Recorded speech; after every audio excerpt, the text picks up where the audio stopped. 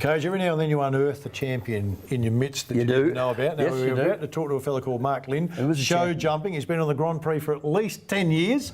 Most people in Adelaide probably pass him by and don't know who he is, but been good enough to give us some of his time. Mark, thanks for coming in. Thanks very much for having me. Mate, 10 years on the Grand Prix, it's a fair amount of time to be involved in that period, and still the competitive juices are running, but the horses let you down a little bit. Yeah, so it's an interesting sport in the sense that you rely heavily on the horse. They always say whether it's either 60-30 or 60-40 either way, depending on what it is. So the horse and rider are important, and the horse is a major part of it. So to keep both the athletes in top nick is sometimes tough. So you're not competing in the 3-day event, Mark? No, not this year. Had the horse been right, would you have normally competed? Yeah, absolutely. So I think he did the last 2 years. So yeah, and so that's so it's disappointing, but it's just one of those things, unfortunately. How would you rate our 3-day event here, the show and all the events that go with it? Look, I think in terms of, I've sort of seen a lot of the major tournaments around the world, Arkin and Spruce Meadows and some of those big tournaments. And I'm a parochial South Australian, so I think it's as good as those events. It really is a very unique sport that we have in our own backyard. Yeah. So. Let's talk about your horse, Six Pack. Great name. Just a ripping name. We talk about, my kid's got a dog and they love the dog. What's the relationship between the rider and the horse? How close does it become? Oh, very close. I mean, I'd like to. I don't know how many hours that he and I have spent together in terms of, obviously competing, but then what people, like any sport, I guess, all the stuff during the week that people don't see, and it's a lot of management, particularly at the top end of the sport. Management is the most important thing. It's 24 hours a day, and it's nutrition, it's all of those things that go into it. So he and I are pretty good mates. We know each other. How do you mean you're pretty good mates? Well, he obviously knows who you are and very affectionate towards you. How close are you? Oh, look, I think I believe that horses are a very intelligent animal in their own way. They're very good at recognition, so they feel comfortable around certain people. They know. And I think people are naive if they don't think the champions like Makybe Diva and horses like that don't actually genuinely like winning and being part of a team and being part of any sporting team. So. For me, he and I have been together since he was 5, and I do genuinely believe he wants to try for me, and we try for each other. Amazing. Mate, bit of a late start. 2008, you commit to the equestrian. Yep. Before that, what was going on? Oh, look, I did eventing as a kid, and I grew up doing pony club and all that sort of stuff. Loved horses since I can remember, and I guess I got sort of dragged, as a sort of a young guy in South Australia. I got dragged into footy and doing all that sort of stuff, and had great times playing, different sports and stuff like that. And then I guess as I sort of always found myself coming back to the horses, and that was always my passion. So I guess I just thought, well, I mean, the great thing about our sport is that you can compete, till later. You don't have to be finished when you're 21 or 22. So. Laurie Lever, for example, was an Australian Olympian that represented Australia for the first time in Beijing at 61 years of age. 61, so I sort of thought, plenty of time left, mate. Yeah, that's right. Yeah, exactly. That's my hope. So yeah. Hey, mate, 2008, you make that commitment. You go to Canada, you go to Germany, you're in Australia, you're travelling the world to improve yourself as a rider. Yep. 2012, you make your first Australian team. Yep.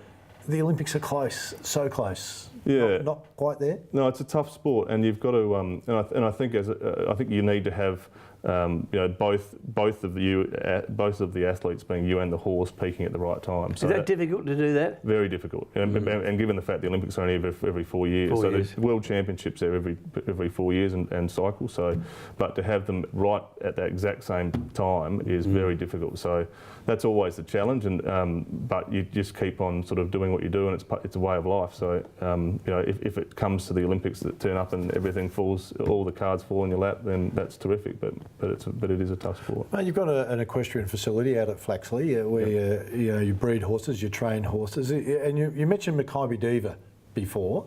Is there a time when you see a horse and you go, that's the one I need? That's Six Pack is the right horse for me. How do you identify which one's going to take you? Because you said you've got to be prepared at the right time, so you obviously clearly need the animal that's capable of it.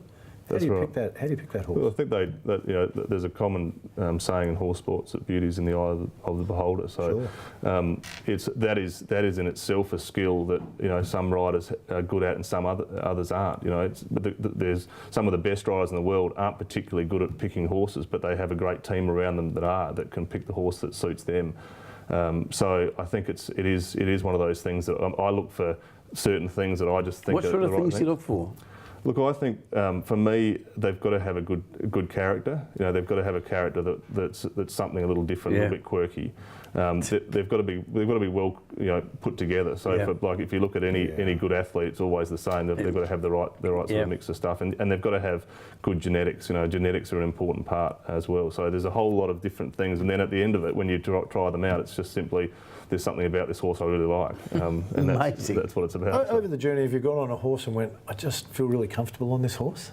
Sometimes when you play with the player a bit, and you've played footy, you play really well with that guy, and another guy can play in the same position, you go, it just doesn't fit. Yeah, no, I think that's exactly what happens. And in the case of Six Pack, I still remember being in the cold of Calgary in Canada, and it was about -20 outside, and we're in this little indoor arena, and we were friends of ours placed there, and he was a 4-year-old at that stage, and I just sort of liked the look of him straight away. It's like when you see a girlfriend that you ended up your wife. You say, I knew at the time when I met her, and it's sort of a little bit like that. Okay. So, hey, mate, polo. You played polo for a while. Yep. I'm assuming you're not playing anymore. No. I watch Dangerous it, sport. and I agree with KG. It just looks.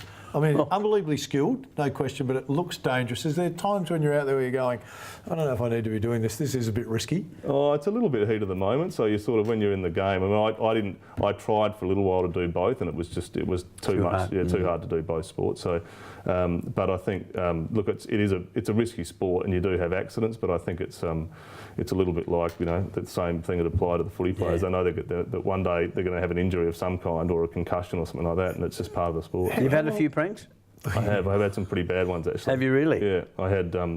I don't know how many stitches I've got on my face and various bits and pieces, but it's. But that's when they say it's the fastest ball sport in the world, behind ice hockey, I think. Yeah. But the problem is when that ball which is a solid ball, travelling at whatever speed it travels at, when it hits any part of your body, it's a pretty big blow. So. Is there a time that you feel like you've mastered it? In the skill set of basketball, footy, cricket, whatever. Is it in polo where you think, okay, at 7, 8, 10 years, I feel like I've mastered this now? Look, I think. You're always improving, but a point where you're comfortable, I guess. Yeah, I suppose it'd be interesting to sort of speak to other athletes for for me, whether it's show jumping or polo, I'm never really satisfied with how I go.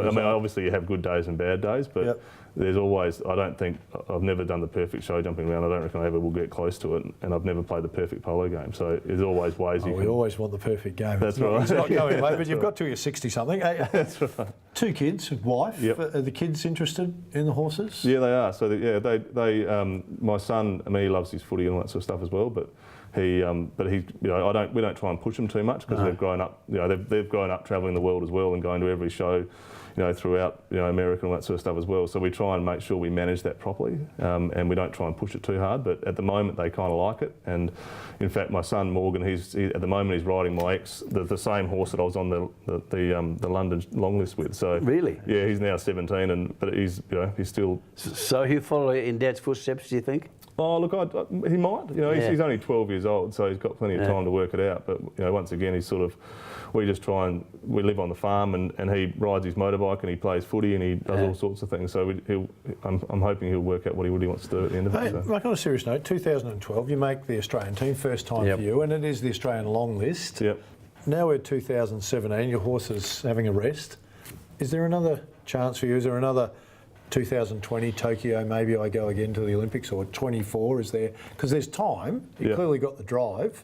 Have you set yourself a target? I think the sport has changed a lot. So you sort of, I guess what I found is that when you go off and do these sort of things, you in some ways you change your perspective a bit. So you change your perspective in the sense that you want to compete against the best riders in the world. You work out that when you're a kid in Australia, particularly in Australia, people say, I want to go to the Olympics, or that's all I want to do, and they become obsessed by it. And then you sort of, as you sort of go and try and experience the international competition, you sort of realise it's kind of just another competition. It sounds sort of, in some ways it's not, but you've got you can't think like it's an obsession for you. So you just try and work through and have this. I have an ambition to keep on competing against the best riders in the world. Good on you. Whatever happens after that, sort of happens. Yeah, exactly. Hey, Mark, appreciate your time. Yeah, Good on you, Mark. Yeah, Nice to meet you, Mark. Mark Lind, our special guest. Stay with us. Still a little bit more to come on the show.